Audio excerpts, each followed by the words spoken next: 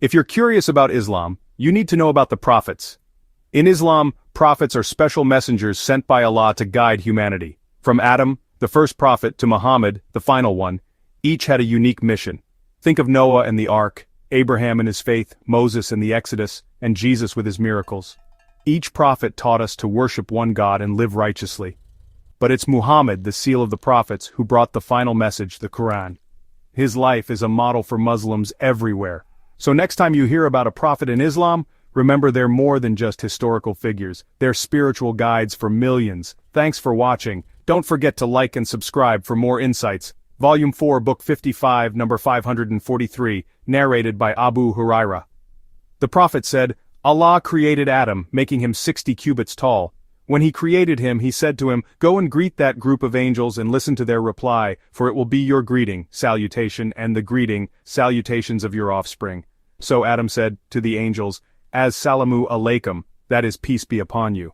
The angels said, As-salamu alayka wa rahmatullahi, that is, peace and Allah's mercy be upon you. Thus the angels added to Adam's salutation the expression, Wa rahmatullahi. Any person who will enter paradise will resemble Adam in appearance and figure. People have been decreasing in stature since Adam's creation. Volume 4, Book 55, number 544, narrated by Abu Huraira. Allah's apostle said, The first group of people who will enter paradise will be glittering like the full moon, and those who will follow them will glitter like the most brilliant star in the sky. They will not urinate, relieve nature, spit, or have any nasal secretions. Their combs will be of gold, and their sweat will smell like musk. The aloes wood will be used in their centers. Their wives will be houris. All of them will look alike, and will resemble their father Adam, in statute, 60 cubits tall. Volume 4, Book 55, number 545, narrated by Abu Salama. Salama said, Salam said, O Allah's apostle, Allah does not refrain from saying the truth. Is it obligatory for a woman to take a bath after she gets nocturnal discharge? He said, yes, if she notices the water, that is discharge. Salama smiled and said, Does a woman get discharge? Allah's apostle said, Then why does a child resemble its mother? Volume 4, Book 55, number 546, narrated by Anas. When Abdullah bin Salam heard the arrival of the Prophet at Medina, he came to him and said, I am going to ask you about 3 things which nobody knows except a prophet. What is the first portent of the hour?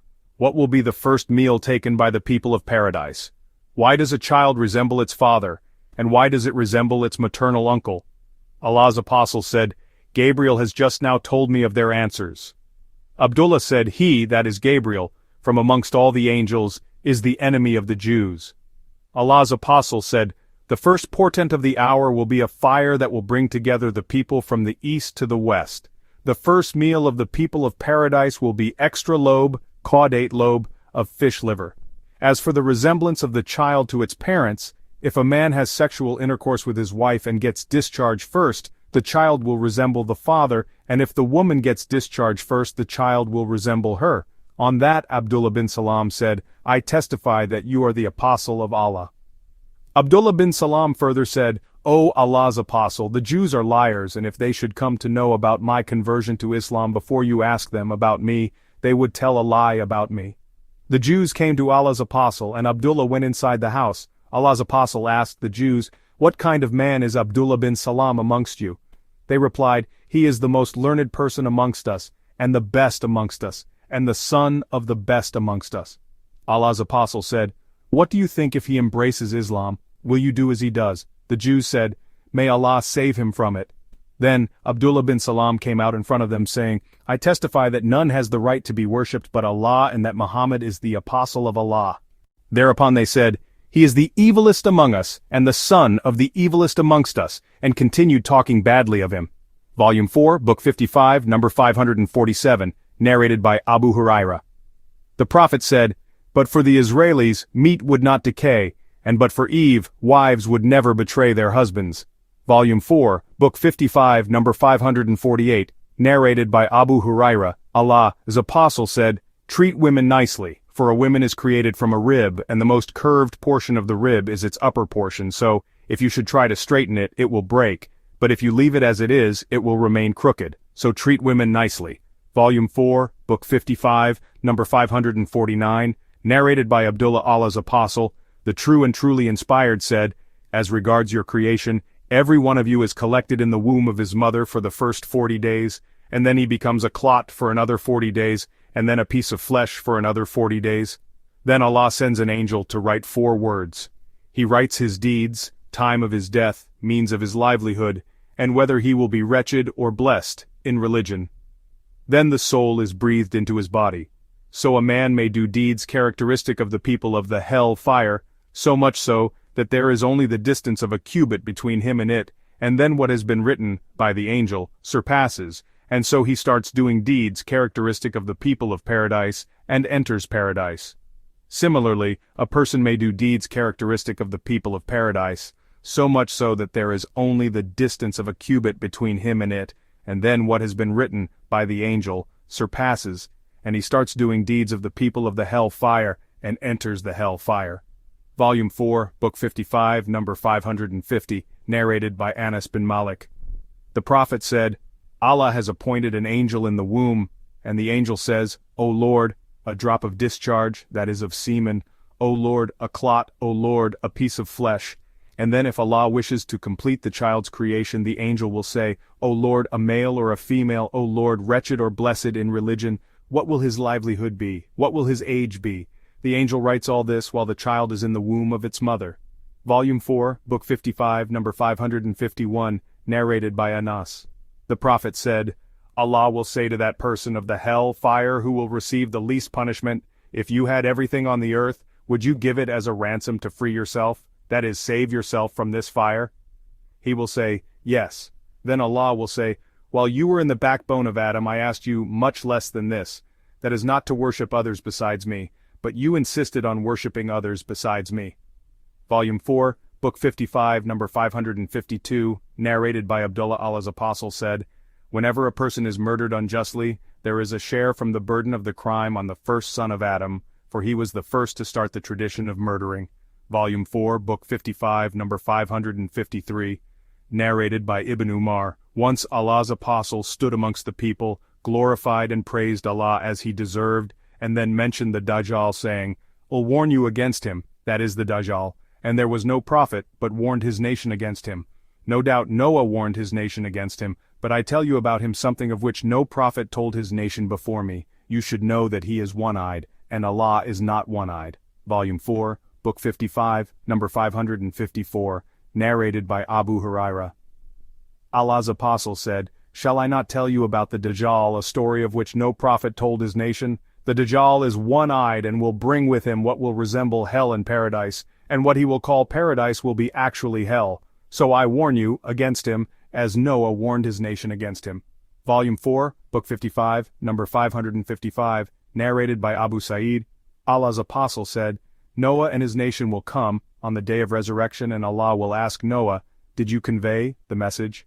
He will reply, yes, O my Lord. Then Allah will ask Noah's nation, did Noah convey my message to you? They will reply, no, no prophet came to us.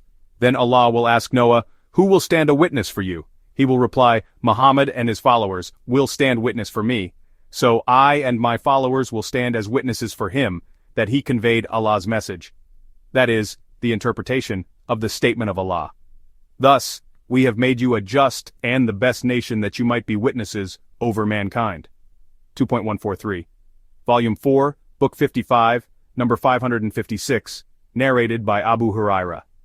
We were in the company of the Prophet at a banquet, and a cooked mutton forearm was set before him, and he used to like it. He ate a morsel of it and said, I will be the chief of all the people on the day of resurrection. Do you know how Allah will gather all the first and the last people in one level place where an observer will be able to see all of them, and they will be able to hear the announcer, and the sun will come near to them.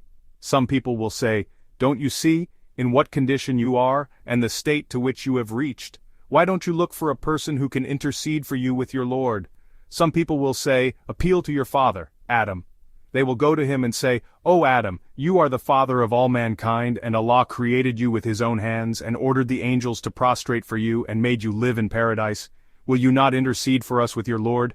Don't you see in what miserable state we are, and to what condition we have reached? On that Adam will reply, my Lord is so angry as he has never been before and will never be in the future. Besides, he forbade me to eat from the tree, but I disobeyed him. I am worried about myself. Go to somebody else, go to Noah. They will go to Noah and say, "O Noah, you are the first amongst the messengers of Allah to the people of the earth, and Allah named you a thankful slave. Don't you see in what a miserable state we are and to what condition we have reached? Will you not intercede for us with your Lord?"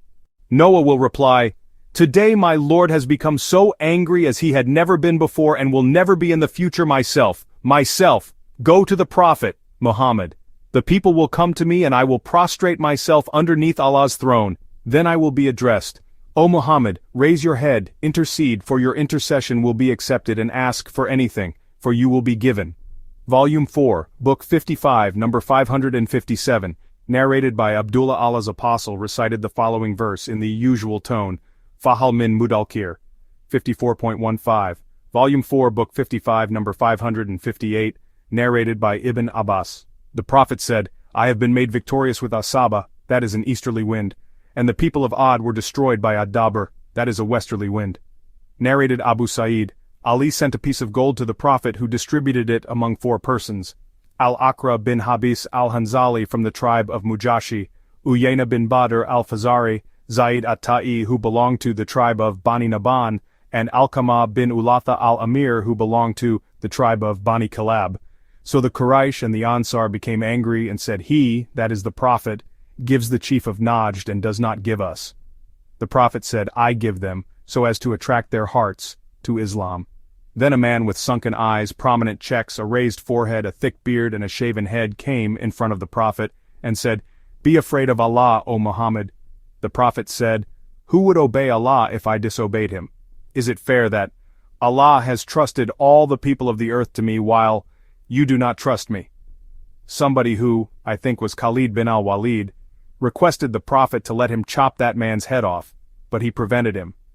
When the man left, the Prophet said, "Among the offspring of this man will be some who will recite the Quran, but the Quran will not reach beyond their throats, that is, they will recite like parrots, and will not understand it nor act on it, and they will renegade from the religion as an arrow goes through the game's body.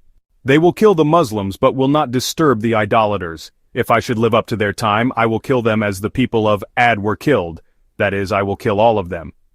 Volume 4, Book 55, number 559, narrated by Abdullah, I heard the Prophet reciting, Fahal min Mudakir.